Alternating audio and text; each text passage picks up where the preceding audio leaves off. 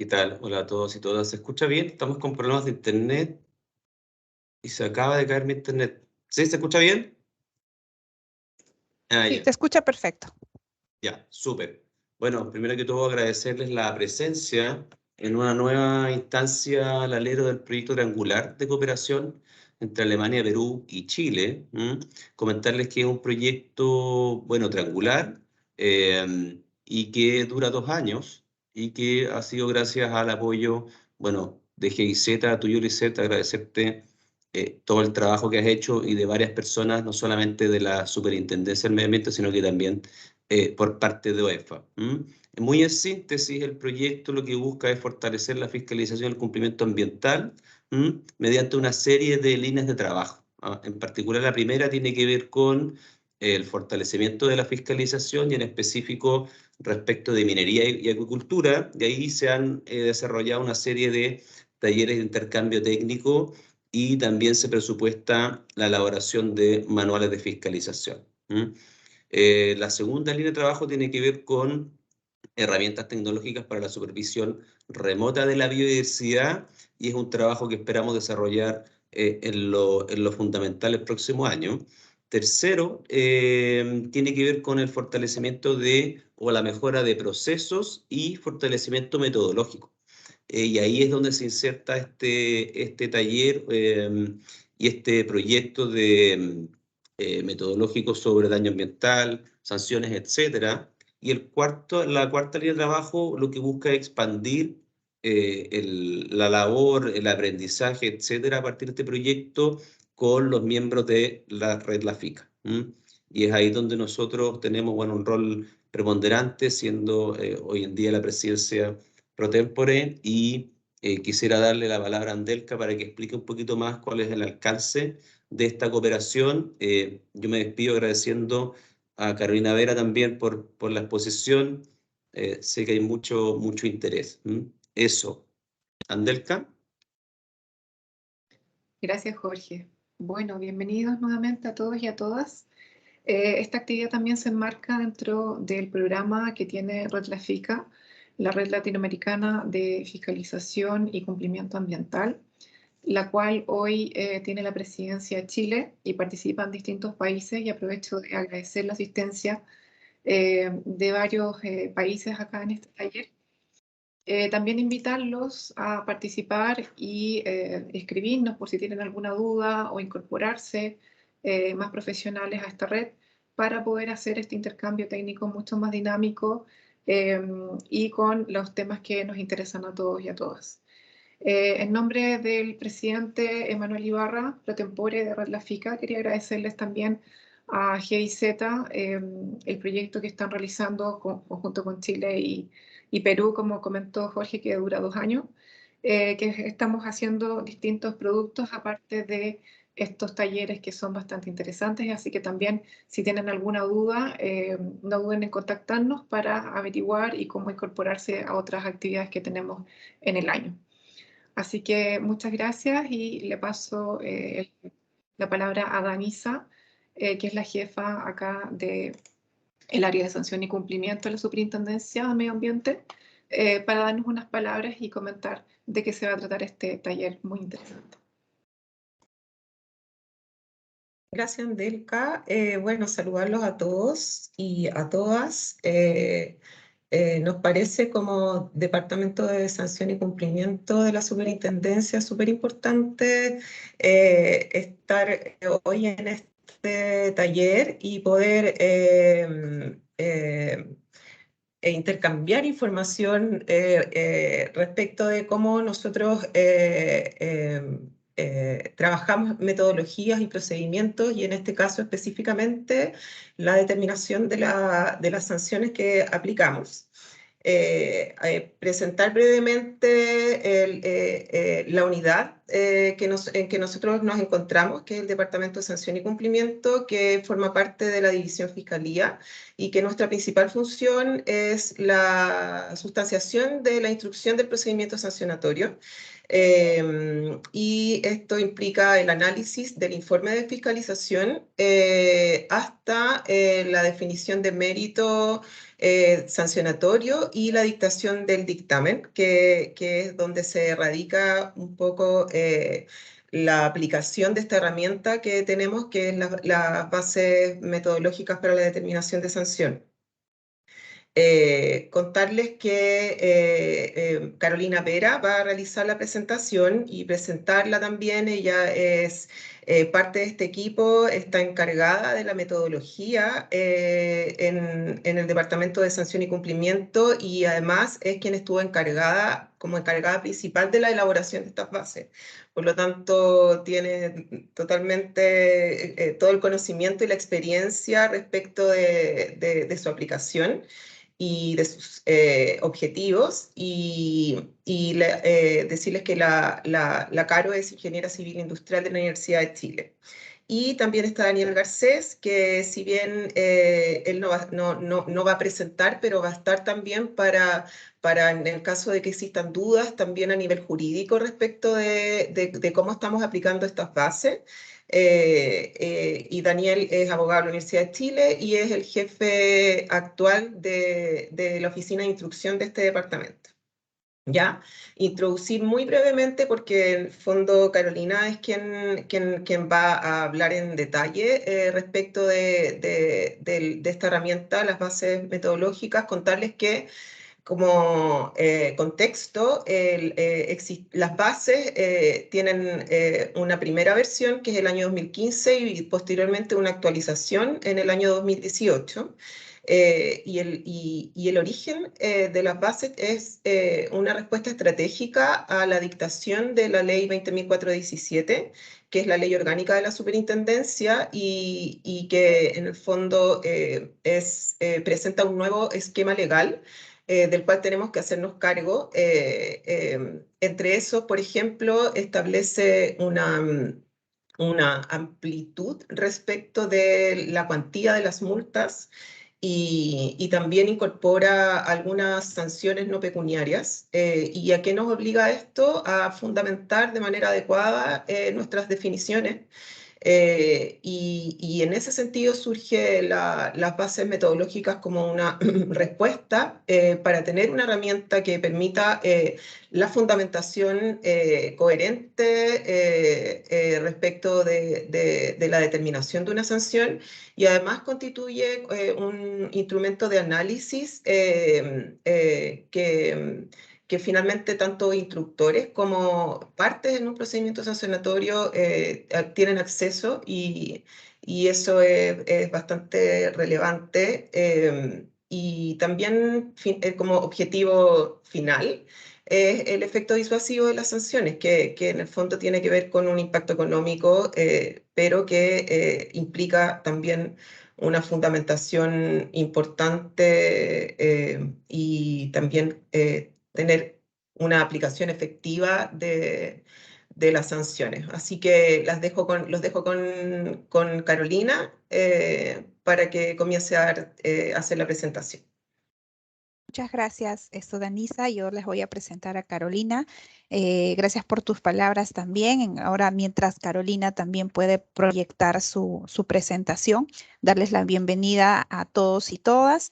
Andelka justamente ha puesto en el chat, por favor, los que van ingresando, pongan sus nombres, la institución a la que representan y el mail. También cuando tengan alguna duda o consulta, por favor, pueden escribirlo en el chat. Nosotros lo vamos a ir recopilando y al final de la presentación de Carolina vamos a leer las preguntas para que ella pueda absolverlas. Ok, Carolina, adelante, por favor. Muchas gracias por la introducción, por la presentación. Hola a todos y a todas los presentes. Primero que nada, agradecer el espacio de poder presentar este trabajo que se ha desarrollado en la Superintendencia de Medio Ambiente y el interés en conocer más de esta metodología. Primero que nada, quiero aclarar que este tema es enorme, es un gran tema. Las bases metodológicas para determinación de sanciones tienen muchas aristas multidisciplinarias, tiene aristas técnicas, tiene aristas económicas, jurídicas, y tiene muchos subdesarrollos. Esta presentación tiene por objetivo hacer una presentación general, dar un contexto, hacer una presentación general y conceptual de cómo nosotros determinamos las sanciones, en particular las multas, y en la medida en que ustedes quieran profundizar en algún tema en particular, por favor, formulen las preguntas. A mí en general, en lo personal, me gustan mucho más los talleres interactivos, en que uno puede hacer las preguntas en la medida que van surgiendo, pero por un tema de orden y de tiempo, en este caso el formato va a ser las preguntas al final, así que por favor anótenlas o formúlenlas a través del chat y después con todo gusto las podremos responder Daniel o yo. En esta lámina se encuentra la estructura de lo que les voy a presentar hoy día. Primero, les voy a dar antecedentes generales de cómo surge la metodología, su motivación, lo cual algo adelantó Danisa, y también el contexto normativo, porque eso es súper importante, en el fondo, saber qué dice la ley respecto de nuestro esquema sancionatorio, porque ese es el ámbito en que nos vamos a mover. Y luego ya vamos a entrar de lleno al tema de las bases metodológicas para determinación de sanciones pecuniarias. Les voy a mostrar el esquema metodológico general, el cual se estructura en base a dos componentes, los cuales voy a también tratar por separado. Componente de beneficio económico por un lado y el componente de afectación por el otro. Entonces, comencemos con los antecedentes generales y el contexto normativo. Como antecedentes generales les voy a comentar un poco la historia de cómo surgen estas bases metodológicas y algunos elementos cronológicos, los principales hitos. La entrada en funciones de la Superintendencia del Medio Ambiente fue hace relativamente poco tiempo, el 28 de diciembre del año 2012. Entonces, el 2013 recién empezamos a funcionar con plenas facultades, pero antes de eso ya habíamos empezado a desarrollar la base metodológica. Y bueno, nosotros no inventamos la rueda con esto, nosotros nos basamos en experiencias comparadas, en principios de la OCDE que hablaban de buenas prácticas en temas de enforcement ambiental y que se basaban en la teoría económica.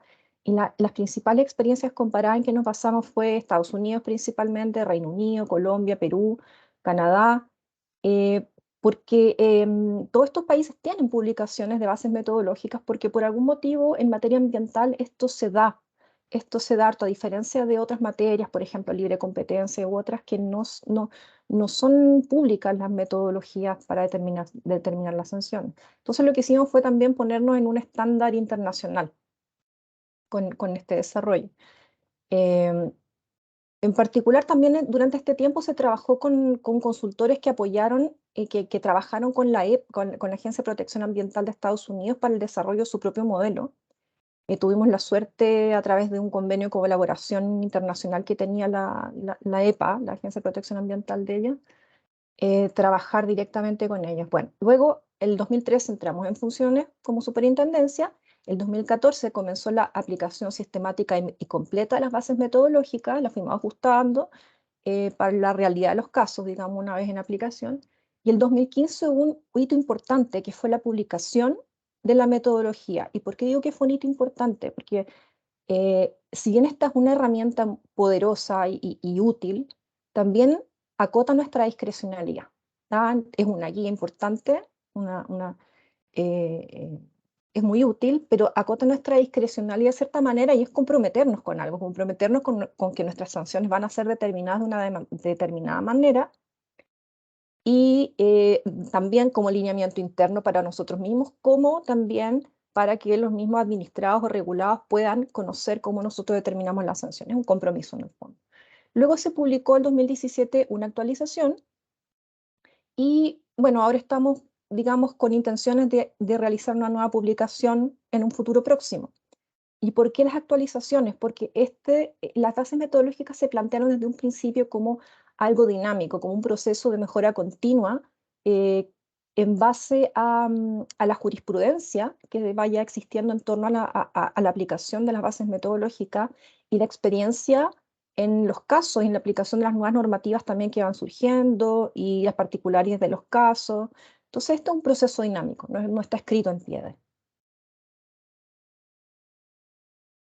En esta lámina ya entramos un poquito más en el contexto normativo, que es relevante que ustedes conozcan, y además, de pasadita, aprovecho de comentar lo que ya también comentó un poco Danisa, de que la existencia de la superintendencia, la creación de la superintendencia de medio ambiente significa un cambio de régimen sancionatorio súper importante respecto a lo que teníamos previamente, ¿ya? Me voy a referir básicamente a las multas, ¿ya? En esta lámina las multas están expresadas en dólares para que todos los aquí presentes podamos tener una idea de las magnitudes de las sanciones, pero nuestras sanciones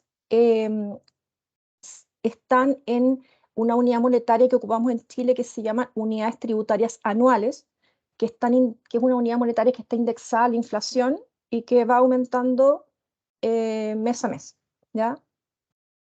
Pero bueno, comentarles que antes de la entrada en funcionamiento de la superintendencia, nuestras máximas sanciones como institucionalidad ambiental eran de alrededor de $30.000, ¿ya? Lo que ustedes comprenderán que para una empresa grande es irrisorio. O sea, en verdad eran demasiado bajas. Con la superintendencia, ya en el 2013 tuvimos un cambio muy grande en temas sancionatorios. De partida tuvimos clasificación de infracciones, ya con la ley orgánica de la superintendencia. Tenemos infracciones leves, infracciones graves e infracciones gravísimas que están determinadas con ciertas características, circunstancias que están descritas en la ley. Y cada una de estas infracciones, según su clasificación, tiene un rango de multa asociado. Como podemos ver acá, las infracciones leves pueden tener multas que van de 1 a 1.000 unidades tributarias anuales, que en dólares significa un rango de $700 aproximadamente a $700.000. O sea, ya para las infracciones leves el cambio es abismal. Para las infracciones graves, las multas pueden llegar hasta más de $3 millones, hasta más de $3,5 millones. Y eso que consideremos que ahora el dólar en Chile está muy alto. Eso disminuye un poco las magnitudes en dólares. Y las infracciones gravísimas pueden llegar hasta 10.000 unidades tributarias anuales, que son más de $7 millones. Y esto es por infracción, por cada infracción. Y en un mismo caso, un mismo procedimiento sancionatorio, podemos tener varias infracciones. Hemos tenido sancionatorias de hasta más de 10 infracciones.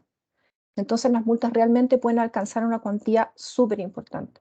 Bueno, además comentar brevemente que con el nuevo régimen sancionatorio se agregó una sanción no pecuniaria bastante potente, que es la clausura temporal o definitiva, que antes no teníamos, y que se agregó a la sanción de revocación de la resolución de calificación ambiental, que es el permiso de operación bajo ciertas condiciones que se otorga en Chile por el Servicio de Evaluación de Impacto Ambiental, por el Servicio de Evaluación Ambiental.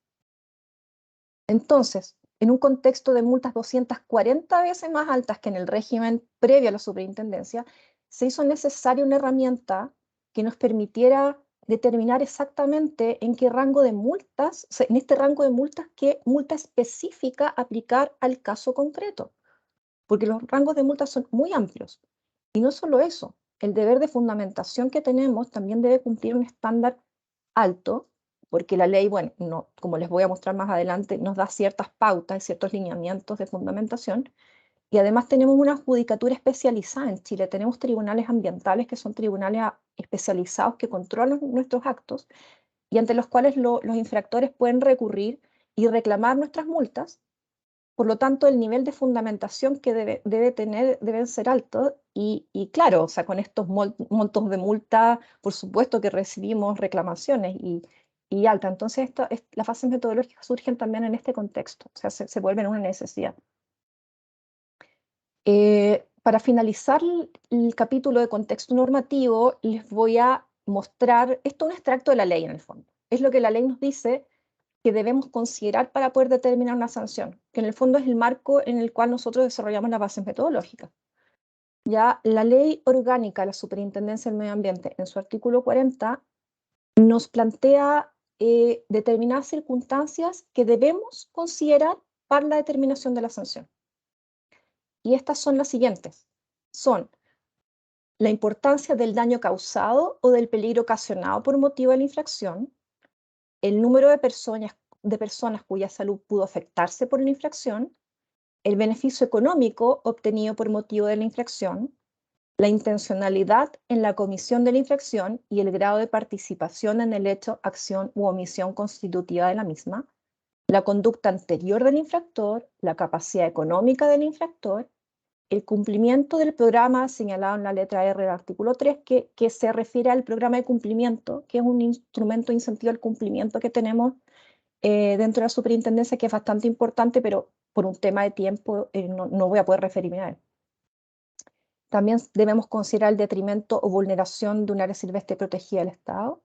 Y afortunadamente la ley nos confirió esta letra I del artículo 40 que dice todo otro criterio que, a juicio fundado de la superintendencia, sea relevante para la determinación de la sanción. Y lo hemos aprovechado.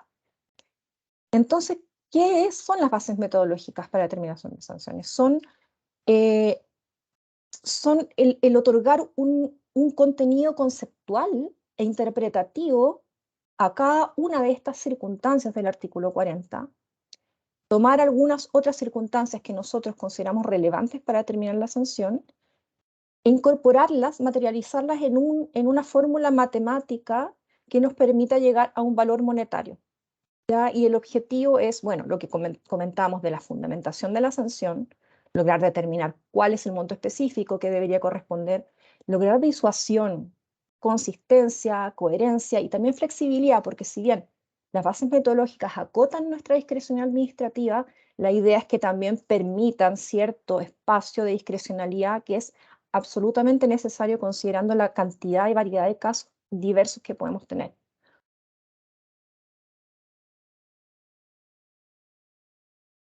Segundo capítulo, ahora sí entro de lleno a las bases metodológicas para determinación de sanciones, multas, y voy a comenzar presentándoles el esquema metodológico general. La sanción multa se compone de dos elementos. La base es el beneficio económico obtenido por motivo de la infracción, que es, como les comentaba antes, es una circunstancia que la ley nos dice que tenemos que considerar, beneficio económico por motivo de la infracción. Y a este se le adiciona un componente que nosotros llamamos de afectación, que se hace cargo de todo el resto de las circunstancias que la ley nos dice que tenemos que considerar y algunas otras que nosotros estimamos pertinente también considerar. Esta estructura de sanción se repite en las experiencias comparadas. Obviamente que todas las bases metodológicas de todos los países que revisamos son distintas porque tienen distintos contextos normativos, pero este esquema se repite porque tiene una base teórica conceptual relevante en términos de disuasión, porque estos dibujitos que están acá, estas figuritas de una balanza, lo que quieren reflejar es que una vez que se captura el beneficio económico obtenido por motivo de la infracción, una vez que se le quita en el fondo al infractor lo que se benefició por motivo de la infracción, el infractor queda como un estado de indiferencia, en el fondo queda en cero. Igual como si hubiera cumplido en el fondo, en términos económicos estamos hablando. Pero si además adicionamos otro componente, lo estamos dejando en una situación desmejorada respecto de su propio escenario de que hubiera cumplido con la normativa ambiental, como también respecto de otros actores económicos que sí cumplieron con la normativa, con el objetivo de tener un efecto de disuasión particular respecto al propio infractor y también general respecto de los demás actores económicos del mercado. Voy a empezar presentándoles el beneficio económico, ¿ya? Así que preparémonos para este tema. Les voy a comenzar contando de dónde sale el beneficio económico, cómo es que un infractor se puede beneficiar de una infracción. Lo que nosotros hacemos es calcular directamente, estimar el valor monetario del beneficio económico que obtuvo el infractor. Ahora, ¿cómo puede obtener un infractor un beneficio económico por infracción? Puede ser de dos maneras. Puede ser ya sea porque evitó incurrir en un costo de cumplimiento social, un costo asociado al cumplimiento normativo, o lo retrasó en el tiempo, o bien puede ser porque la infracción le permitió obtener ingresos cumplidos.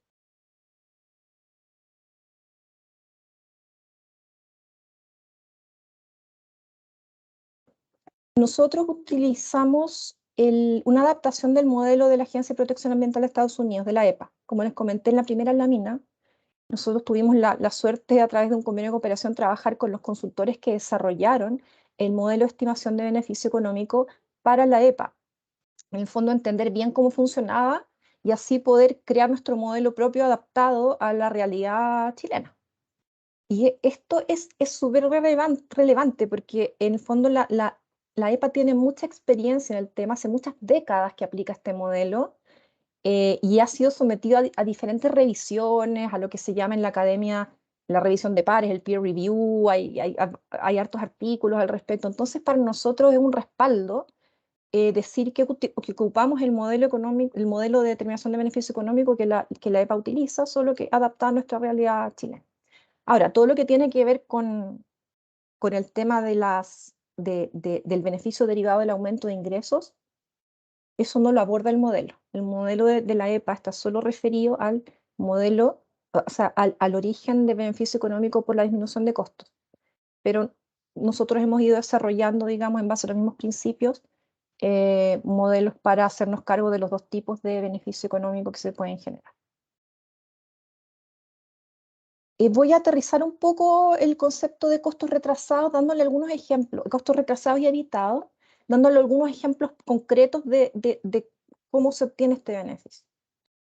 Los costos retrasados, por una parte, tienen que ver con el beneficio derivado de, bueno, como el nombre lo indica, del retraso en incurrir en un determinado costo asociado al cumplimiento de la normativa ambiental. Un ejemplo típico es el retraso en la adquisición de un sistema de abatimiento, por ejemplo, de emisiones al aire o de emisiones al agua, emisiones de contaminantes al agua. Un retraso en la capacitación del personal, un retraso en la implementación de una obra de infraestructura, en el fondo costos puntuales que en vez de ser incurridos en un momento del tiempo, fueron incurridos posteriormente con retraso. Y eso genera un beneficio económico. Los costos evitados, en cambio, son un beneficio derivado de un ahorro completo de costos. Son costos que no se van a incurrir en ningún momento del tiempo, que ya no se incurrieron.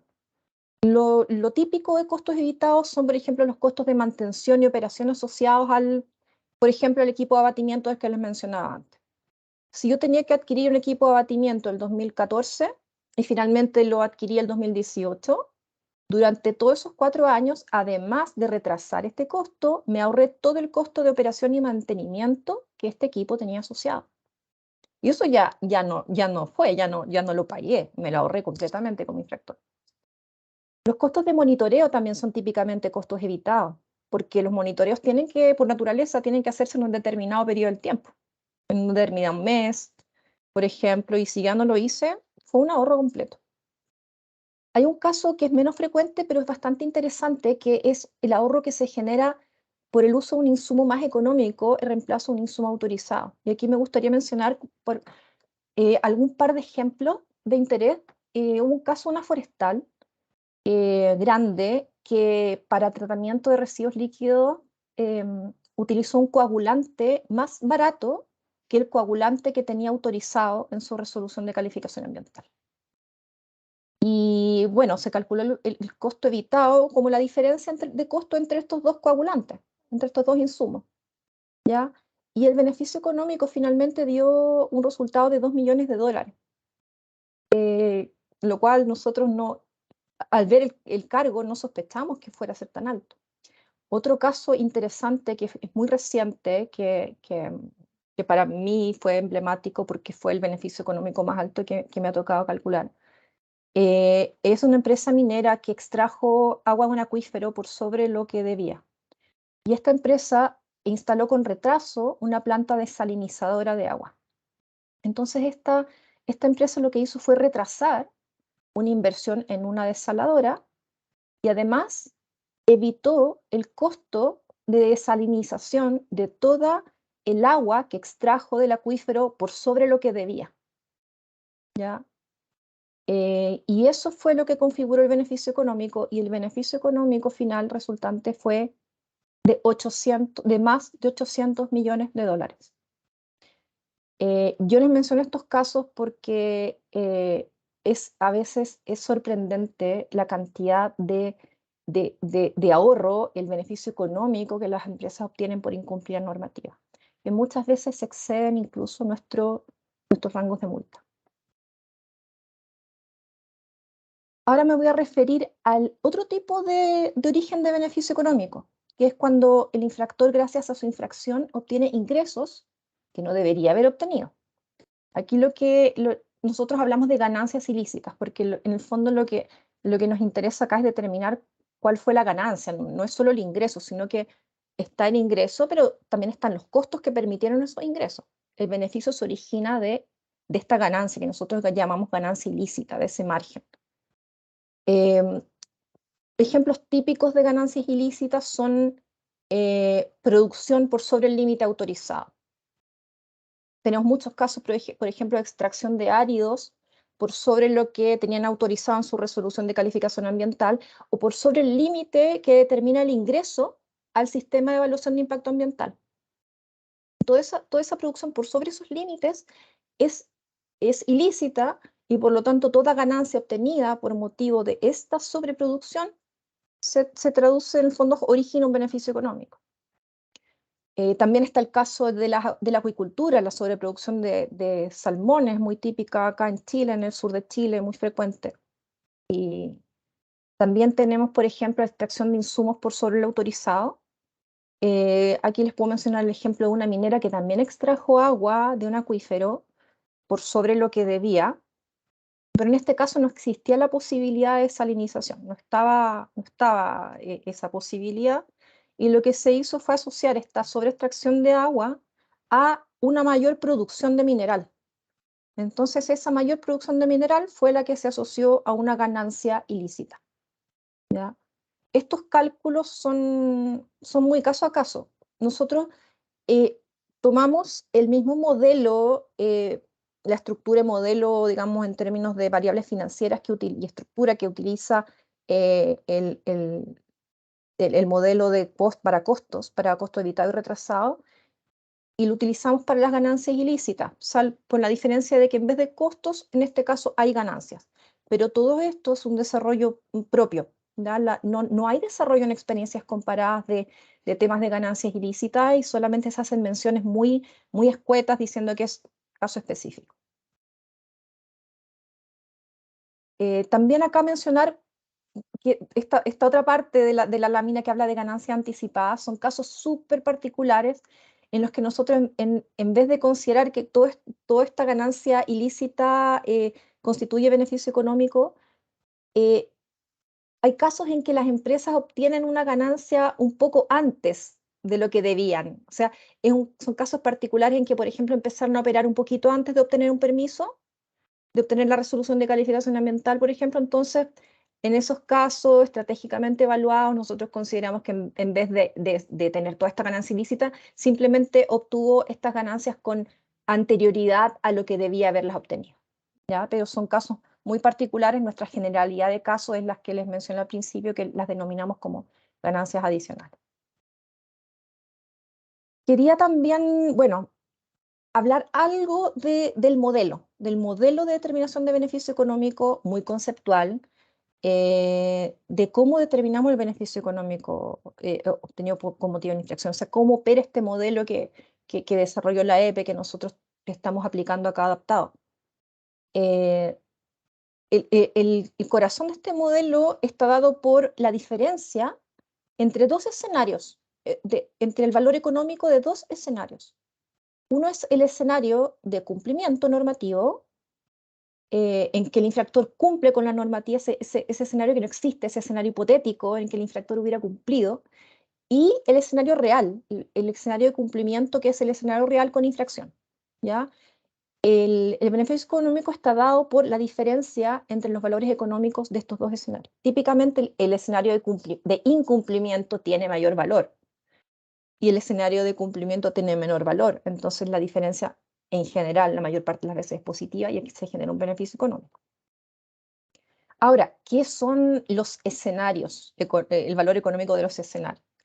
Los escenarios son simplemente, el escenario de cumplimiento es, lo que se debe configurar es costos en los que debe incurrir, para cumplir con la normativa y las fechas o periodos en que debió haber incurrido en estos costos. Así de simple. El escenario de incumplimiento, en cambio, son los costos en los que efectivamente incurrió el titular y en las fechas en las que efectivamente incurrió esos costos, o las ganancias ilícitas que obtuvo y en qué momento del tiempo las obtuvo. O sea, esos son los escenarios, es como una línea de tiempo que tiene costos o ingresos, ¿ya? Y esos son los inputs que se ponen en el modelo de estimación, que es una planilla Excel en nuestro caso, que tiene ya programado, por decir de alguna manera, incorporado ciertas variables financieras que operan, a las cuales me voy a referir someramente, pero es importante porque ustedes se podrán cuestionar, ustedes podrán decir, bueno, pero ¿por qué hay un beneficio económico en incurrir en un costo con retraso si en el fondo igual lo hizo? O sea, igual ya el 2014 tenía que invertir en equipo de abatimiento, lo hizo el 2018, pero igual pagó. O sea, ¿cuál es el beneficio? Bueno, ahí hay un elemento clave que considera el modelo, que es el costo de oportunidad del dinero, que bueno, es un concepto súper utilizado en finanzas y en economía, que en términos simples es la rentabilidad que uno puede obtener teniendo plata en un momento del tiempo, ¿ya?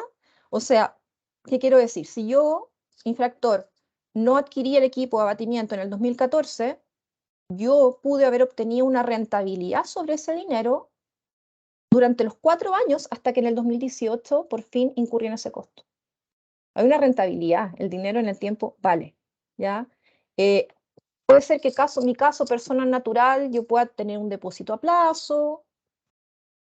En el caso de las empresas, ellos tienen la rentabilidad de su negocio, ¿ya? Entonces, eso es lo que se considera. Eso es un elemento esencial del modelo de beneficio económico, esa rentabilidad alternativa de los costos de cumplimiento no incurrido y también de los ingresos que se obtienen. También genera una rentabilidad adicional. También el modelo de cálculo considera el efecto tributario, ¿ya? Porque si bien yo puedo no haber incurrido en un costo del equipo de abatimiento del 2014, yo sí habría tenido la posibilidad de rebajar mi base impositiva ese año, ¿ya? Con una cierta tasa de impuestos de ese año, y en cambio lo hice el 2018, ahí recién incurrí en el costo y tuve la posibilidad de reducir mi base impositiva. Lo mismo con los ingresos. Yo obtuve ganancias ilícitas como infractor, pero igual esas ganancias tuvieron que pagar impuestos. Entonces el modelo también lo consideras como para ser justos, sí, hay que considerar esto también.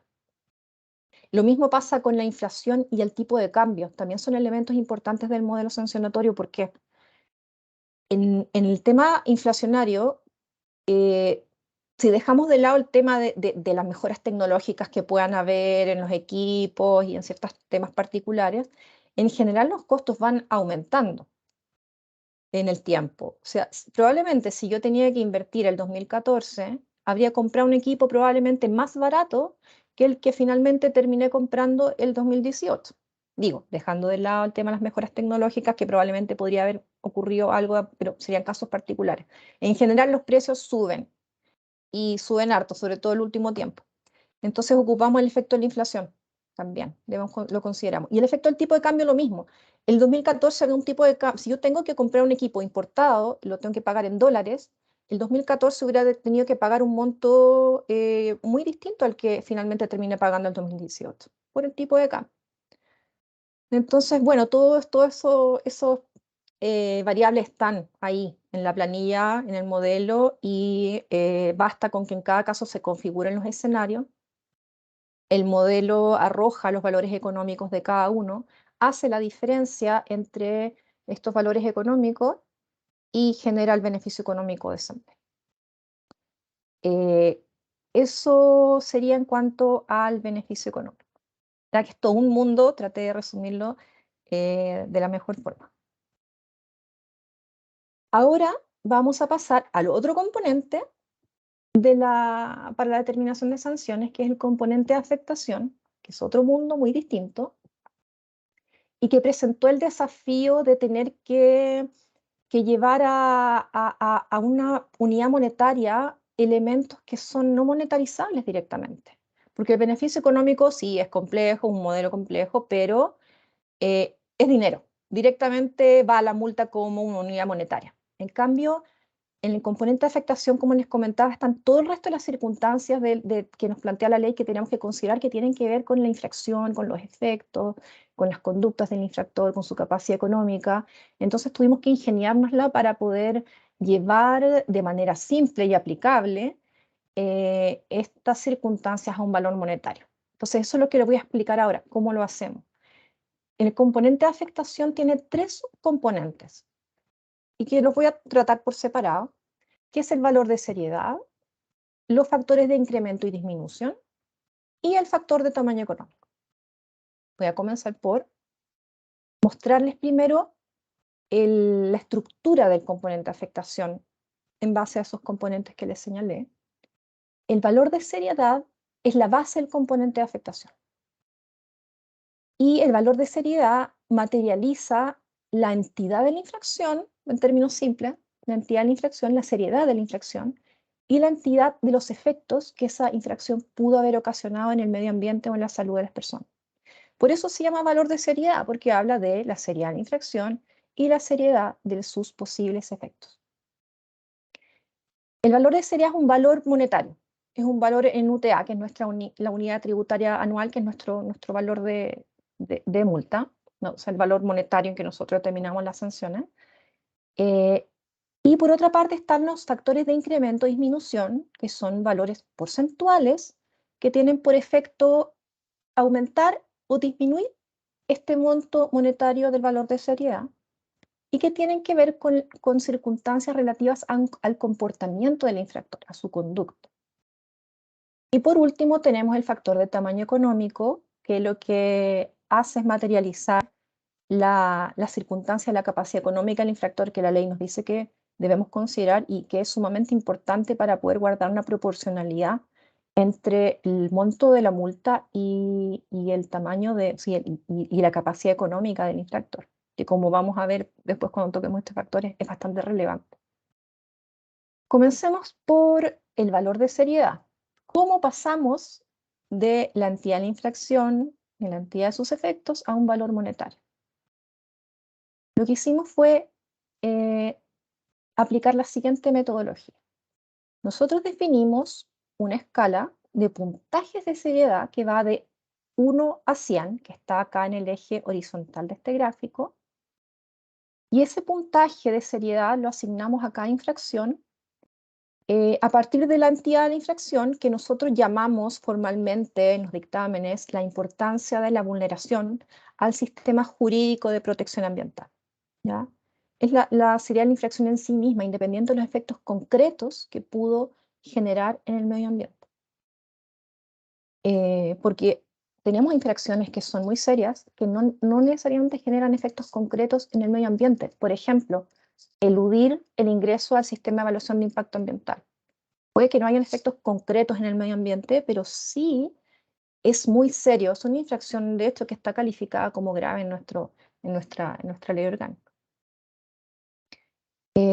También consideramos los efectos de la infracción, la importancia del daño o el peligro ocasionado, que nosotros entendemos como riesgo ambiental, y el número de personas potencialmente afectadas, también, bueno, la vulneración o detrimento de un área silvestre protegida.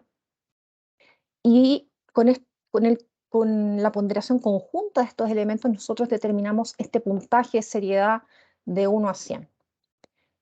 Tenemos ciertos lineamientos que están en categorías,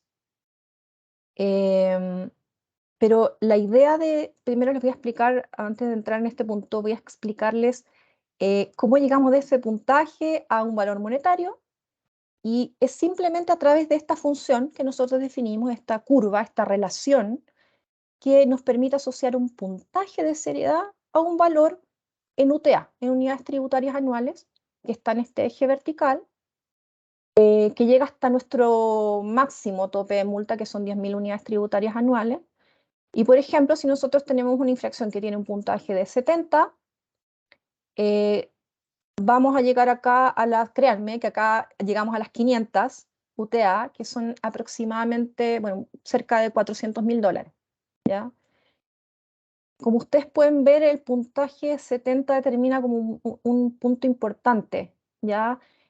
Casi todas nuestras infracciones están en este rango, Y este rango, esta categoría 3, que está acá pintada en color azul, que como ustedes ven aumenta de manera pseudo exponencial la relación entre puntaje y valor monetario, está reservada para las infracciones que son más serias, ya sea por la vulneración al sistema jurídico de protección ambiental, pero también determinado por los efectos ambientales muy fuertemente. Las infracciones que tienen puntajes mayores a 70 son aquellas que en general que generan un daño ambiental, ya sea reparable o irreparable, o que generan un riesgo significativo a la salud de la población o una afectación concreta a la salud de la población. ¿Ya? Como les comentaba, la mayoría de nuestras sanciones se encuentran, de nuestras infracciones, se encuentran en este rango de puntajes y hay aproximadamente, yo diría que un 20% de las infracciones que son clasificadas dentro de este rango. Que en general, bueno, como ustedes pueden ver, puede llegar hasta el máximo, pero nuestro valor de seriedad está bastante acotado, digamos. Está bastante acotado y los montos más altos se reservan solamente para aquellas infracciones que realmente son muy, muy serias. Ahora comentarles respecto de los factores de incremento y de disminución que actúan sobre este valor de seriedad, este valor monetario, que se determinó de la manera en que les comenté anteriormente. Los factores de incremento y disminución tienen que ver con circunstancias relativas al comportamiento del infractor, a su conducta, ¿ya? En la primera columna, en la columna que está en gris, tenemos las circunstancias que la ley menciona explícitamente que tenemos que considerar y algunas otras que nosotros añadimos, que nosotros consideramos que eran relevantes de considerar. Y en las otras dos columnas, nosotros aquí estamos presentando cómo nosotros interpretamos esas circunstancias, dándole un cariz positivo o negativo, haciéndolo actuar como factor de incremento o factor de disminución. En cuanto a la circunstancia de intencionalidad y grado de participación en la infracción, que está explícita en la ley, nosotros consideramos como factor de incremento cuando la infracción se comete con intencionalidad, con dolo. Y como factor de disminución consideramos el grado de participación en el caso eventual de que existiera por parte de un infractor un grado de participación menor al título de autor de la infracción. Que hasta el momento no hemos tenido esos casos, pero generalmente formulamos cargos al autor de la infracción o a los coautores de la infracción. También otra circunstancia que es bien relevante, que está explícita en la ley, es la conducta anterior del infractor, y nosotros distinguimos entre la conducta anterior negativa del infractor, que opera como factor de incremento, y la irreprochable conducta anterior del infractor, que opera como un factor de disminución. Nosotros agregamos la circunstancia que no está explícita en la ley, pero nosotros consideramos que es relevante, la conducta de cooperación del infractor, ya sea en la investigación, o sea, previo a la instrucción del procedimiento sancionatorio, o ya dentro del mismo procedimiento. Y distinguimos la falta de cooperación como un factor de incremento y la cooperación eficaz como un factor de disminución. También consideramos importante de considerar las medidas correctivas, que no está explícito en la ley, pero también consideramos que es relevante y, bueno, evidentemente que eso solo puede ser positivo y actúa como un factor de disminución en el caso en que concurra. También consideramos como factor de disminución la presentación de una autodenuncia y agregamos también otra circunstancia del caso específico, que no las ocupamos mucho porque en general nuestros casos están cubiertos por las otras circunstancias, pero en ciertos casos particulares hay ciertas circunstancias específicas en las que hemos incrementado la sanción o hemos disminuido la sanción de acuerdo a ciertas condiciones particulares. Cada uno de estos tiene rangos, son factores con rangos que tienen un máximo, tanto los factores de incremento y los factores de disminución, pero tenemos acotada tenemos un tope sobre la suma que pueden dar estos factores, ¿ya? En el caso de los factores de incremento, si bien cada uno puede tener hasta un 50% de incremento, su suma no puede ser más de 100%. Y esto tiene el objetivo de que el valor de seriedad no se incremente a más del doble. Y por otra parte, los factores de disminución en su suma no pueden ser más de 50%. Y esto tiene el objetivo de que el valor de seriedad no pueda llegar a ser menos de la mitad. Y por último, presentarles el factor de tamaño económico. El factor de tamaño económico es súper relevante. Es un factor que actúa de manera muy potente en el componente de afectación y lo puede modificar enormemente. Vamos a ver por qué. La ley nos indica a nosotros, usted pondere la capacidad económica del infractor para determinar la sanción. Pero el concepto de capacidad económica es muy amplio. Nosotros tuvimos que encontrar algún elemento que nos permitiera operativizar esta circunstancia, acotarla y operativizarla, porque ustedes saben que la información financiera en la empresa no es pública. Algunas empresas publican sus estados financieros, pero son muy pocas. En general, es información confidencial. Además, es compleja la información financiera de una empresa. Es compleja de analizar. Y en lo que hicimos entonces para poder operativizar esta circunstancia fue considerar el tamaño económico de una empresa como indicador de la capacidad económica. Porque es una variable, el tamaño económico se basa en una variable simple y limpia, que son los ingresos anuales de una empresa, de una persona, en el último año, en el año más reciente que se disponga. Se basa en ingresos, ¿ya? Y lo otro relevante es que nosotros podemos disponer del tamaño económico del infractor porque nuestro Servicio de Impuestos Internos tiene una clasificación de tamaño económico de sus contribuyentes en base a los rangos de ingresos que ellos tienen, que el Servicio de Impuestos Internos determina en base a la información tributaria que los contribuyentes declaran. Entonces nosotros podemos disponer, gracias al Servicio de Impuestos Internos, que ahora es pública esa información, del tamaño económico de todos sus contribuyentes. Entonces, cuando nosotros tenemos un infractor, podemos, sin necesidad de pedir la información, conocer su tamaño económico. ¿Ya?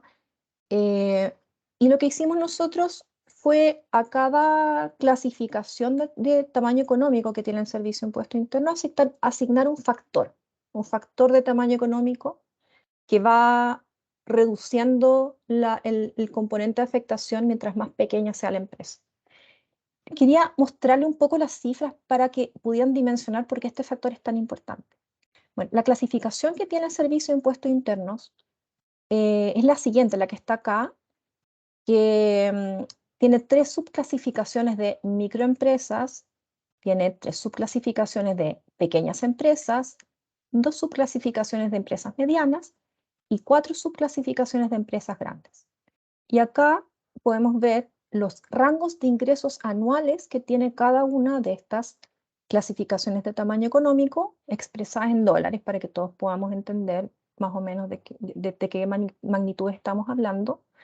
Pero lo que quería mostrarles es las diferencias en tamaño económico que podemos tener. Nuestros infractores típicamente están desde las empresas micro 3, a pesar de que han habido algunos con tamaños menores, pero nuestros infractores están dentro de las empresas micro 3 hasta las empresas grande 4.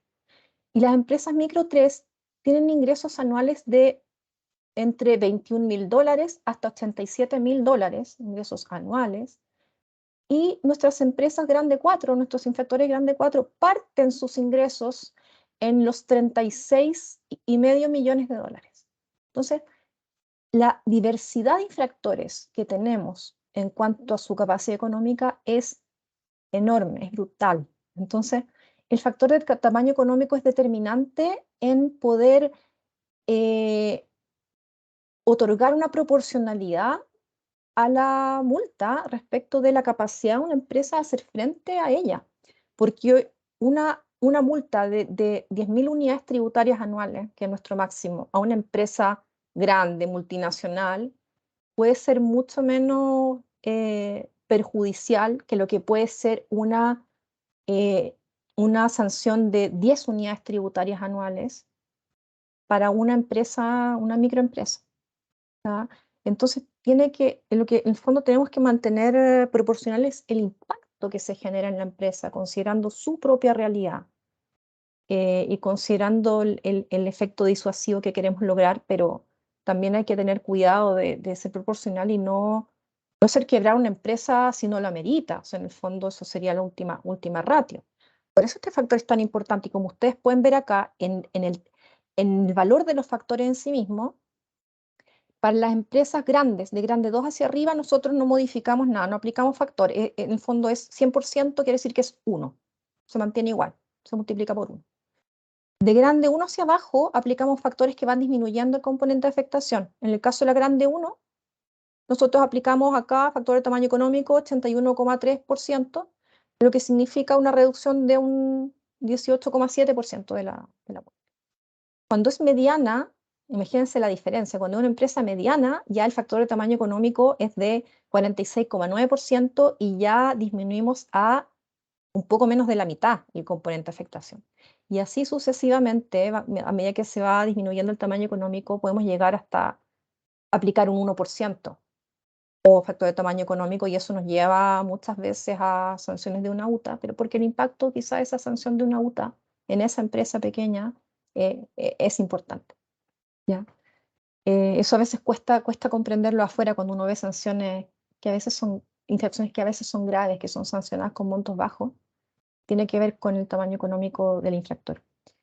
En casos especiales, nosotros también podemos tener información precisa del infractor. Podemos tener, ya sea porque sus estados financieros estuvieron publicados, porque le requerimos información y respondió, y en ese caso podemos calcular un factor específico en nuestro modelo, nuestra planilla, donde tenemos el modelo, permite ingresar un monto específico de ingresos anuales del infractor, con lo cual calculamos tamaño económico y un factor específico, porque como ustedes pueden ver, los rangos son súper amplios, son bastante amplios los rangos. Entonces, el factor promedio va a beneficiar a los que tienen ingresos cercanos al límite superior y va a perjudicar a los que tienen ingresos en el límite inferior del rango.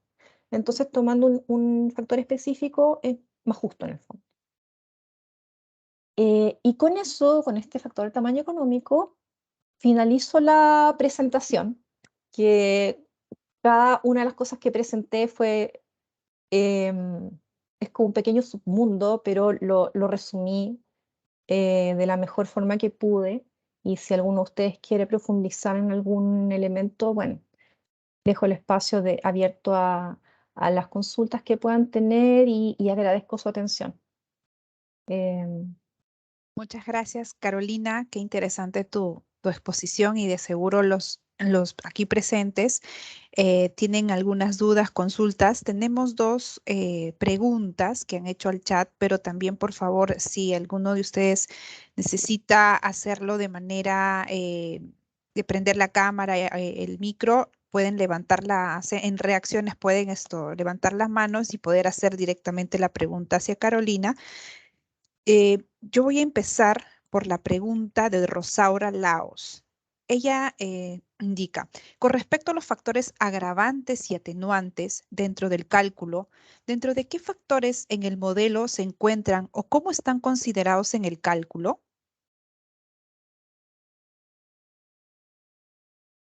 No sé si entendí bien la pregunta, ¿cómo se consideran en la práctica? ¿Cómo Sí. se...?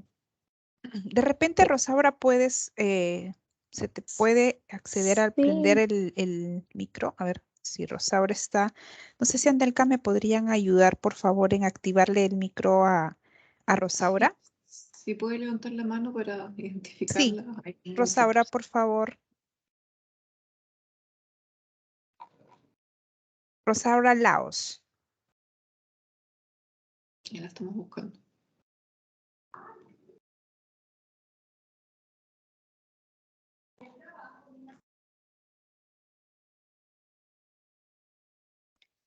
Entonces, de alguien repente, levantó la mano, no sé.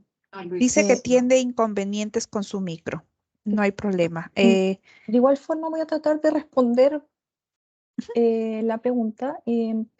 nosotros consideramos las circunstancias de incremento, los factores de incremento o disminución dependiendo de la circunstancia que se trate, y le asignamos un valor porcentual dentro de un rango. Nosotros tenemos definido ciertos rangos. Por ejemplo, la falta de cooperación va de 0 a 50%, y de acuerdo a ciertas circunstancias, ciertos elementos específicos de la falta de cooperación que nosotros tenemos definido, por ejemplo, no entrega un requerimiento de información o entrega información incompleta, por dar un ejemplo, se pondera eso, se le asigna un valor porcentual y eso se ingresa a nuestro modelo, que es una planilla de cálculo que integra todos estos componentes que les mostré. Ya es así, o sea, esto se traduce finalmente en una planilla Excel en que se ingresan valores, se ingresa el puntaje de seriedad que les comenté del valor de seriedad, se ingresan los factores de incremento o disminución y los factores de incremento y el factor de tamaño económico y de beneficio económico y de origen a la sanción.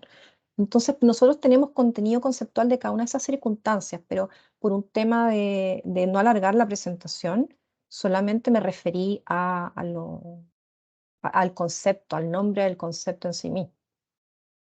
No sé si eso habrá respondido la pregunta, pero así la entendí. Sí, Rosa habrá puesto en el chat, ahora entiendo que en Perú factores agravantes y atenuantes serían, a ver, perdón. Dice, ahora entiendo en Perú que los factores agravantes y atenuantes serían para ustedes los factores de incremento y disminución. Sí, es así. Nosotros no los llamamos agravantes y atenuantes, entiendo que por lo que recuerdo, porque acá se usan para temas penales, no sé, ahí Daniel me podría corregir, pero para no mezclar, para diferenciar, porque estamos en el ámbito administrativo, para diferenciar del ámbito penal, nosotros le pusimos otro nombre, pero en el fondo es lo mismo. Perfecto. Gracias, Carolina. La segunda pregunta, para ir a la pregunta que ha levantado la mano Luis Mori, también de OEFA Perú. Flor Solórzano dice, ¿existe un equipo que analiza cada uno de los factores para aplicar la sanción o cada persona del departamento a cargo calcula la sanción? Bueno, el sistema que tenemos nosotros acá es, está el... quizá Daniel prefiere responder esta pregunta. Sí, hola a todos. Efectivamente, cada caso está a cargo de un abogado que es el fiscal instructor del procedimiento, y adicionalmente tiene asignado a un profesional de la ciencia, ya sea ingeniero, biólogo, geógrafo, de distintas especialidades, los cuales tienen un conocimiento mayor del caso. Y es en base a ese conocimiento y los antecedentes del procedimiento que ellos proponen, en base a las categorías que nos mostraba Carolina, la categoría 1, 2 o 3, dependiendo de ciertos factores que concurran o no al caso, ellos proponen un rango de valor de seriedad. Y ese rango es lo que finalmente va a arrojar una determinada multa. Obviamente ahí también el puntaje específico que se asigna depende de las condiciones particulares del caso, y ponderaciones específicas que tenemos en el modelo, y también mirando un poco la experiencia pasada. Es usual que uno mire los modelos de determinación de sanciones aplicados a casos concretos del pasado para de alguna manera ser consistente en los valores de seriedad y en las multas que se van asignando. Entonces es un trabajo que se hace directamente por parte de este abogado encargado junto con el profesional de ciencia. Muchas veces tenemos que pedir ayuda también precisamente a Carolina Vera, que es la encargada del modelo sancionatorio y la que tiene el mayor conocimiento de la aplicación práctica del instrumento. Y con posterioridad a eso, nosotros hacemos una propuesta de dictamen que es elevado al superintendente de medio ambiente, y el que es él quien finalmente dicta la resolución sancionatoria en que se fija finalmente el monto de la multa, que en general existe bastante consistencia entre lo que nosotros proponemos y lo que él o ella suele resolver. Obviamente, dentro de la definición de la multa y la fijación del valor de seriedad, uno siempre tiene que tener como a la vista que la multa tiene que ser proporcional. Y tiene que ser proporcional tanto, o sea, en relación a la entidad de la infracción y obviamente también de las implicancias que tiene según el tamaño económico de la empresa, como nos indicaba Carolina. Eso. No sé si quieres agregar algo, Carolina. Gracias, Daniel. Gracias, Carolina. ¿Algo adicional, Carolina? Pasamos a la siguiente pregunta. Bueno, solamente complementar con el tema del beneficio económico. El beneficio económico, bueno, también se calcula para cada caso. Yo soy la encargada de proveer las planillas, los modelos, asesorar, pero es el equipo de ciencias, de profesionales del ámbito de las ciencias que trabaja en el Departamento de Sanción y Cumplimiento, que es el encargado de aplicar este modelo sancionatorio. Yo trabajo en los casos más complejos, en los casos de ganancia ilícita, o en los casos en que hay beneficios económicos muy, muy grandes. Pero esto es aplicado, como decía Daniel, por los profesionales que trabajan directamente en los procedimientos sancionatorios de cada caso.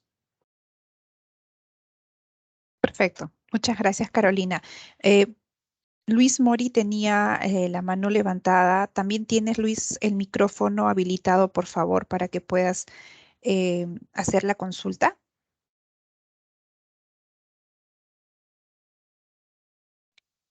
Luis, si no, pasamos por orden. Ahí está.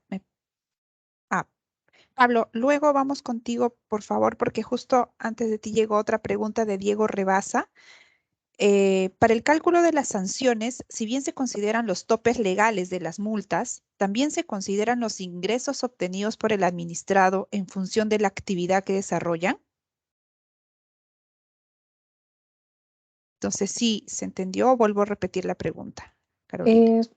Sí, creo que entendí, sí. Bueno, el tope de multa es el máximo al que podemos llegar, dependiendo de la clasificación de la infracción, ¿ya? Como les comenté en las láminas de contexto normativo. Ahora, la sanción calculada por todos los elementos que les mencioné, incluido el tamaño económico del infractor, puede estar por sobre o por debajo del tope legal. Si está por sobre, bueno, podemos llegar solamente hasta el tope legal.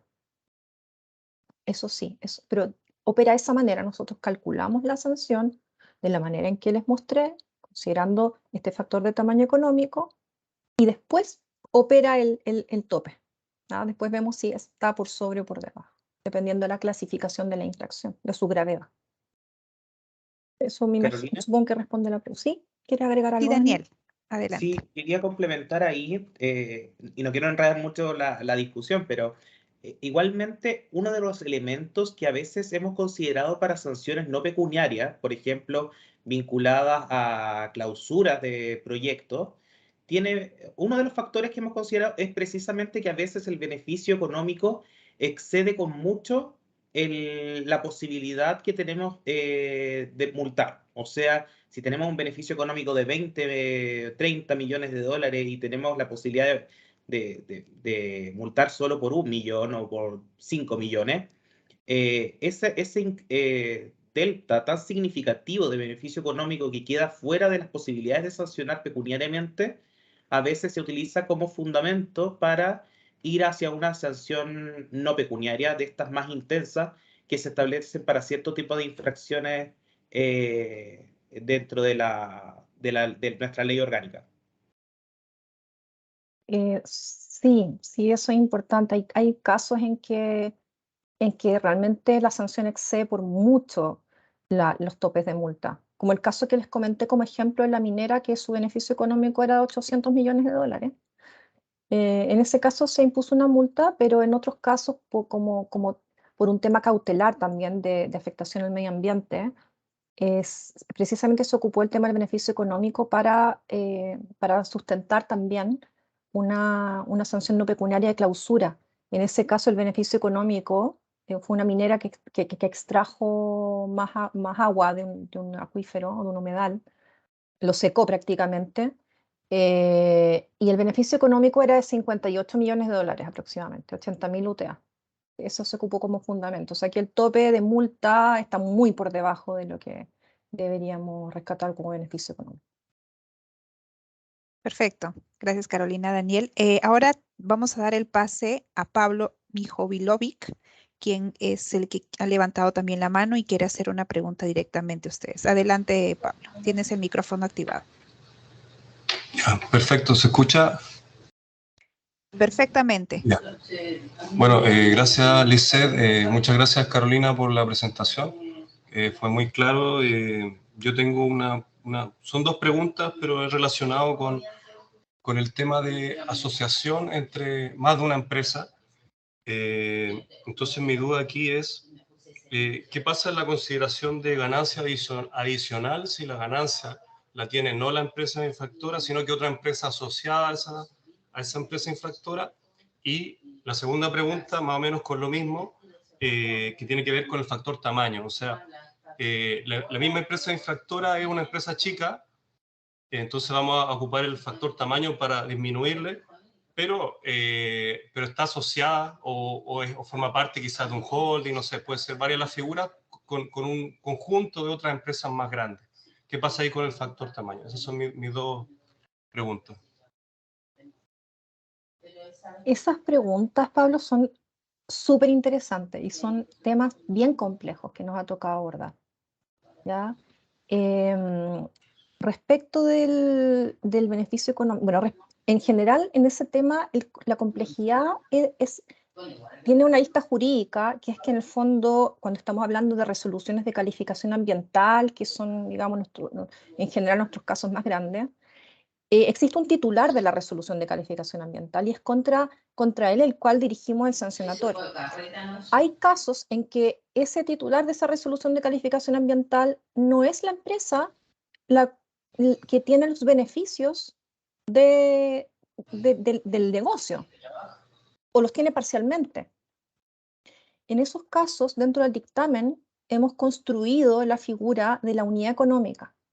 Hemos ido a aquella empresa que hemos visto que sí obtiene el beneficio, que sí opera el negocio, y hemos construido esta unidad económica tanto para hablar de beneficio económico como para hablar de tamaño económico. Y hemos tenido casos concretos.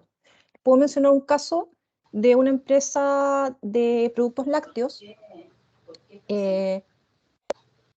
que tenía la particularidad de que el titular de la RCA era una empresa prácticamente de papel, no tenía ingresos, ni siquiera tenía el giro de productos lácteos, y era el representante legal de la empresa, que como persona natural tenía el giro de productos lácteos y tenía los ingresos de la empresa.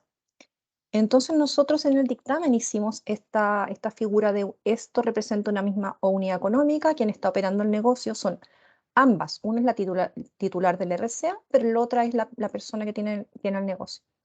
Y este caso se fue al tribunal, fue nuestro primer caso en que armamos esto, y tuvimos una sentencia favorable en el tribunal en este aspecto. Dijo, sí, esto conforma una unidad económica, por lo tanto, ambos se están beneficiando, y, o sea, bueno, claramente aquí era el representante legal que se estaba beneficiando, y el tamaño económico que corresponde considerar es de la unidad económica, ¿ya? Y hemos tenido otros casos también, pero eso, son temas recientes y es muy casuístico, ¿ah? Y se está dando cada vez más frecuentemente, entonces es un tema bien, bien relevante y desafiante. Ya, súper, gracias. Muchas gracias, Pablo. Sí, Pablo, sino que le está dando. Ahora vamos a una de las consultas que nos han hecho también por el chat. Nos dice Juan Pablo Granzow. ¿Cómo se relaciona el monto probable de sanción respecto del costo final de un PDC? Es decir, para evitar que el PDC sea valorado por una fracción de lo que sería la multa.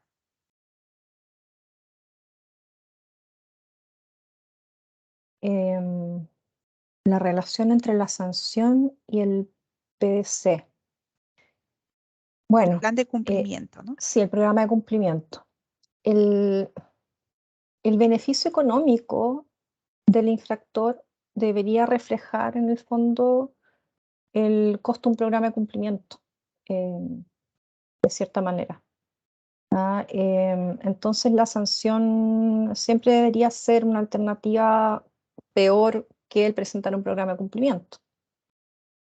Por eso también está el incentivo de presentar un programa de cumplimiento, o recibir una sanción que probablemente llegaría a ser más alta que un programa de cumplimiento, a menos que, claro, que el programa de cumplimiento sea tan caro que sobrepase nuestros montos de multa máximo aplicable. Pero en general, claro, en el fondo lo que te cuesta cumplir con la normativa es algo que está capturado dentro del beneficio económico de la sanción. No sé si eso aclara tu pregunta, Juan Pablo.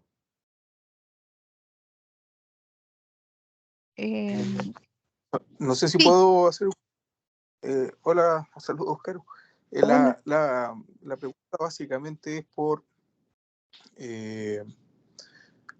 o sea, si un sujeto, un titular, pensemos por ejemplo en una empresa, en la empresa constructora que tiene la clásica figura con la inmobiliaria, por un caso de ruido, ha generado un perjuicio que podría estar valorizado en una multa grave tipo,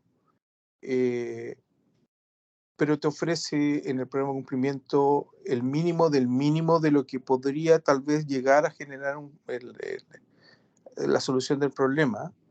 Estamos posiblemente incentivando a que la acción sea esencialmente persistente en el tiempo. O sea, el programa de cumplimiento no necesariamente va a resolver el problema, pero sin embargo durante la etapa de construcción vamos a eternizar el problema porque las medidas que se están considerando en el programa de cumplimiento son muy bajas o muy escuálidas para resolver el problema, cosa que la valoración de una posible sanción sí te levantó cuál sería el escenario real. No sé si me explico. Me ha tocado ver programas de cumplimiento con medidas demasiado escuálidas para el tamaño del problema que se está generando, y eso evidentemente obedece a una propuesta del infractor. Que van a tratar de hacer siempre lo mínimo, perdón. Pero yo sé que Daniel quiere decir algo, te doy la palabra, Daniel, pronto, pero quería primero aclarar, porque por ahí alguien está preguntando qué es lo que es un programa de cumplimiento, porque acá, bueno, no todos trabajamos, no todos somos chilenos en esta audiencia. Entonces, aclarar brevemente que el programa de cumplimiento se refiere a lo siguiente. El infractor, cuando le formulan cargos, cuando se inicia un procedimiento sancionatorio, tiene la opción de presentar un programa de cumplimiento, que en el fondo es un plan de acciones y metas que tiene que cumplir para volver al cumplimiento normativo, hacerse cargo de los efectos de la infracción, y si lo cumple, la superintendencia aprueba ese plan y luego el infractor lo cumple satisfactoriamente, el procedimiento sancionatorio se acaba, ¿ya? O sea, se suspende, no hay multa, no hay nada. Y bueno, si no presenta un programa de cumplimiento, nos vamos directamente a un dictamen, que fue lo que yo me referí en esta presentación de cómo determinar la multa.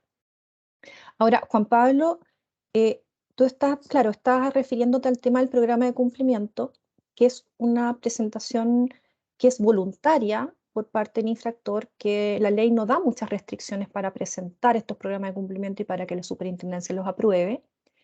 Y su aprobación o rechazo entran dentro de otro ámbito que no es el ámbito sancionatorio y determinación de sanción.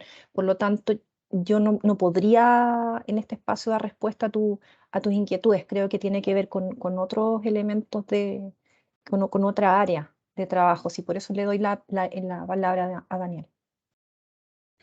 Sí, lo que creo entender de lo que está detrás de la pregunta de Juan Pablo es al final del día si llegado una formulación de cargos a una empresa, esta tiene dos caminos, ¿cómo aseguramos que que no se vaya a una versión menos onerosa para la empresa y que implique un menor compromiso en términos ambientales, como sería un programa de cumplimiento con acciones soft, digamos? si esa es la pregunta, lo que yo tendría que decir es que los programas de cumplimiento han tenido una evolución en el tiempo acerca de cuáles son las acciones que específicamente se requieren adoptar para que eso se vaya fortaleciendo. Y lo que precisamente busca el programa de cumplimiento dentro de sus requisitos para ser aprobado es el de integridad y el de eficacia, que están definidos en la ley y en el reglamento específico. Y respecto a la eficacia, precisamente una de las condiciones que están incorporadas dentro de ello es que tiene que volver a una situación de cumplimiento normativo. Por lo tanto, la hipótesis que tú nos planteas de que puede haber algún programa que tenga medidas demasiado blandas, yo te diría que cada vez ocurre menos que haya programas que tengan esas características, porque en el fondo el criterio es aprobar programas que permitan tanto controlar los efectos en el medio ambiente como volver a una situación de cumplimiento normativo, y eso como una obligación de resultado, no solo en términos de las acciones materiales que compromete, sino, por ejemplo, en este caso que tú mencionabas de la constructora, es que luego de implementar una serie de medidas de programa, tiene que hacer una medición final que acredite que hay un cumplimiento normativo actualmente. Por lo tanto, para los fines que busca el programa de cumplimiento y los fines que busca la sanción también, es que no se siga produciendo el efecto ambiental perverso y que no se siga produciendo la infracción. De un programa de cumplimiento bien ponderado y aprobado en base a los criterios que se definen legalmente, debiese tender a eso. Gracias, Daniel. Gracias, Carolina. Pasamos a la siguiente pregunta de Óscar Carrillo. Él indica, en el caso chileno, ¿cómo aborda los casos que generan una grave afectación al medio ambiente? ¿Se incorpora la valoración de bienes y servicios de no mercado en la estimación de las sanciones? Y en ese caso, quería saber qué tipo de metodología se usa para tales fines.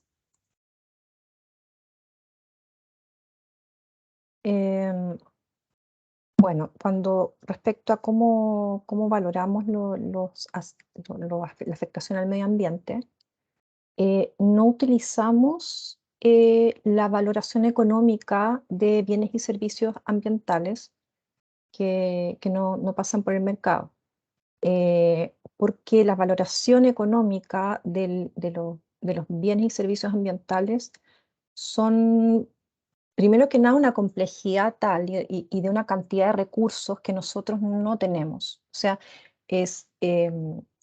las metodologías para la valoración de bienes y servicios ambientales son muy costosas en términos humanos, en términos de recursos materiales también para realizarlo. Y además sus resultados no siempre son tan objetivos porque, bueno, no sé, eso es algo más especializado, pero muchos se basan, el más utilizado es la metodología de valoración contingente, que está basada en encuestas, que también depende mucho de quién es el público, de que se realiza la encuesta, y otras distorsiones que pueden tener otros métodos de valoración de bienes y servicios ambientales. Por eso se descartó, hablando resumidamente, pero fue un tema que se le dio muchas vueltas en un principio, se descartó la utilización de la valoración de bienes y servicios ambientales, y lo que hacemos es actuar de manera muy casuística en este momento para evaluar el daño y el riesgo ocasionado al medio ambiente, y se pondera en su mérito y finalmente el efecto es asignar un puntaje de seriedad, dependiendo, como les comentaba en un principio, la asignación del valor de seriedad. El valor de seriedad se compone de un puntaje de seriedad, y cuando hay una afectación grande al medio ambiente, el puntaje de seriedad es muy alto y podemos llegar a los rangos más altos, al límite superior de nuestros rangos de multa. El caso es muy serio. Y de hecho, el proyecto que queremos desarrollar dentro de este gran proyecto con el financiamiento de este acuerdo de cooperación es precisamente desarrollar metodologías más específicas para la determinación de riesgo, de daño ambiental, para, de acuerdo a nuestra experiencia de casos, tener lineamientos metodológicos más objetivos también tanto para la fiscalización como para la sanción. ¿Ya? Daniel, no sé, va a agregar algo. Y Daniel. Sí, ahí agregar que, claro, quizás lo que no hacemos es una valoración económica de los servicios ecosistémicos, por ejemplo, que pudiera prestar una determinada componente ambiental afectada. Pero eso no implica que no tenga una ponderación específica en diversas etapas del procedimiento. Lo tiene primeramente en la clasificación de gravedad. Cuando nosotros imputamos daño ambiental, por ejemplo, que son dos gatillantes de clasificaciones de gravedad, ya sea daño ambiental reparable o daño ambiental irreparable, eso inmediatamente gatilla una categoría específica de tope de multa, o a 5.000 o a 10.000 UTA. Y dentro de la ponderación del daño ambiental está efectivamente la significancia. ¿Y cómo construimos la significancia del daño ambiental y la afectación a un componente ambiental en concreto? Tiene varios elementos y uno de ellos se relaciona precisamente con los servicios ecosistémicos que presta algo. Entonces, si bien no hago una valoración económica, sí se hace el trabajo de ponderar efectivamente cuáles son los valores que presta ese componente ambiental afectado. Y como les comentaba, gatilla eso una implicancia en términos de qué tipo de infracción estamos hablando en términos de gravedad. Y adicionalmente, eso es reproducido o nuevamente ponderado en los factores de modulación de la sanción. Y ahí ingresamos también al componente de afectación que nos indicaba Carolina, en concreto una letra que es el 40A, que le llamamos nosotros, y que tiene que ver con el daño ocasionado. Entonces ahí los servicios ecosistémicos, los valores que presta un determinado componente ambiental afectado es algo que sí se pondera. No sé, eso quería agregar desde el área jurídica. Sí, yo quería también, claro, hacer la aclaración de que yo interpreté la pregunta por el tema de la valoración económica. Pero nosotros, claro, el tema del daño y el riesgo ambiental para nosotros es sumamente importante. Si ustedes vieran los dictámenes de los casos en que tenemos daño y riesgo ambiental, hay desarrollos muy detallados, muy elaborados.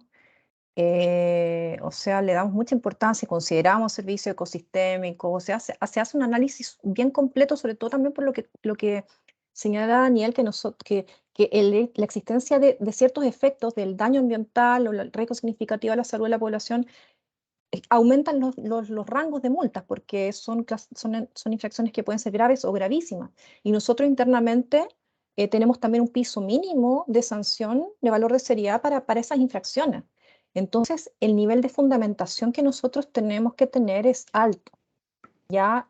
Pero en el fondo eso se traduce en un texto muy elaborado en el dictamen, pero en términos matemáticos es un puntaje, no es una valoración económica. Ese es lo que quería transmitir. Muchas gracias, Carolina. Muchas gracias, Daniel. Hemos tenido la última pregunta.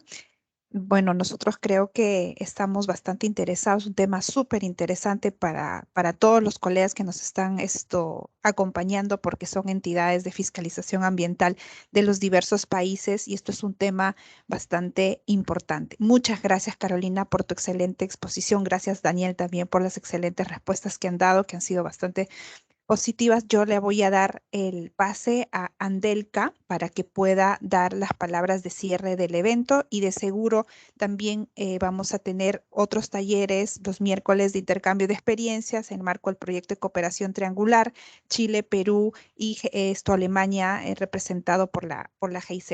Adelante, Andelka. Muchas gracias. Ya damos cierre a este taller. Quería agradecerle a todos su asistencia, su participación, a Carolina, a Daniel por su interesante charla y invitarlos como presidencia pro tempore de Red La FICA a participar en los siguientes talleres que vamos a presentar en el mes de agosto. Y también ahora que vamos a hacer una presentación, le vamos a hacer extensiva la invitación a todos los países sobre una presentación que vamos a hacer con el Banco Interamericano del Desarrollo sobre el tema de Escazú. Así que cualquier duda les voy a dejar mi mail para que me escriban en el chat si es que tienen alguna comentario, y vamos a poner todo el material de esta presentación en las redes sociales tanto de Red La Fica, GIZ y la Superintendencia de Medio Ambiente. Así que eso, muchas gracias y que tengan muy buena tarde. Muchas gracias. Muchas gracias a todos y a todas. Que tengan una linda tarde. Cuídense mucho.